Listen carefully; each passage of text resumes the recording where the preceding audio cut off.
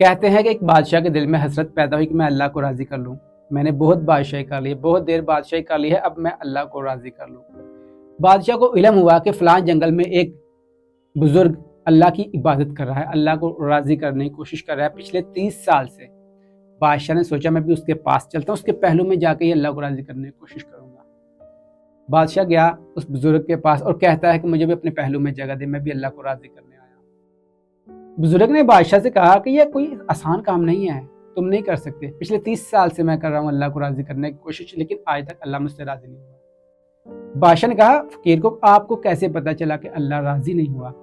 تو فقیر نے کہا کہ جب میں نے عبادت کرنا شروع کی تھی تو میں نے ایک سوکھی ٹہنی میں نے زمین میں گاڑ دی تھی اور کہا تھا کہ جب یہ ٹہنی ہری ہو جائے گی تو میں سمجھوں گا کہ اللہ مجھ سے راضی ہو.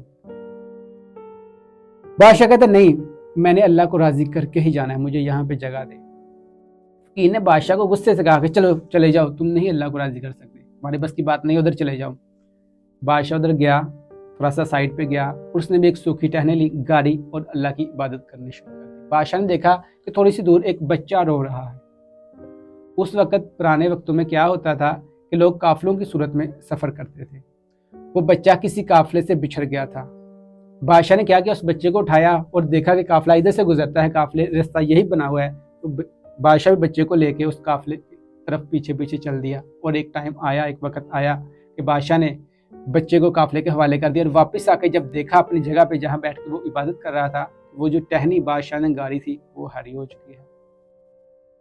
بادشاہ بہت خوش ہوا اور جا کے فقیر کو کہتا ہے کہ اللہ راضی بیٹھنے سے یا عبادت کرنے سے نہیں ہوتا, اللہ راضی ہوتا ہے مخلوق کی مدد کرنے سے.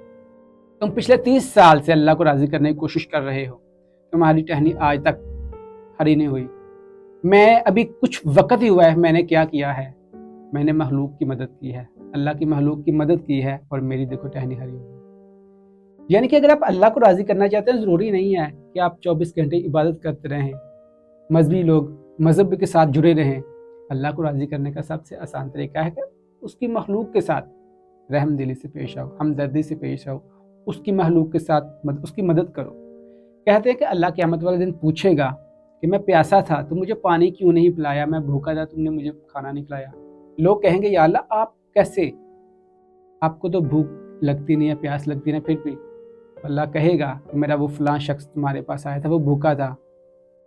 یعنی کہ ہم لوگوں کی مدد کریں, لوگوں کی ہیلپ کریں تو اللہ راضی ہوتا ہے.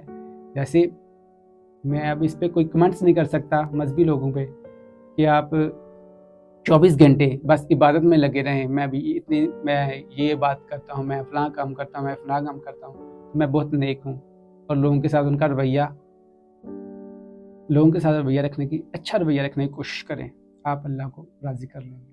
ویڈیو کیسی لگی کمنٹ کر کے بتائیں. اپنا خیال رکھیں, چینل کو سبسکرائب کر دیں. اللہ حافظ.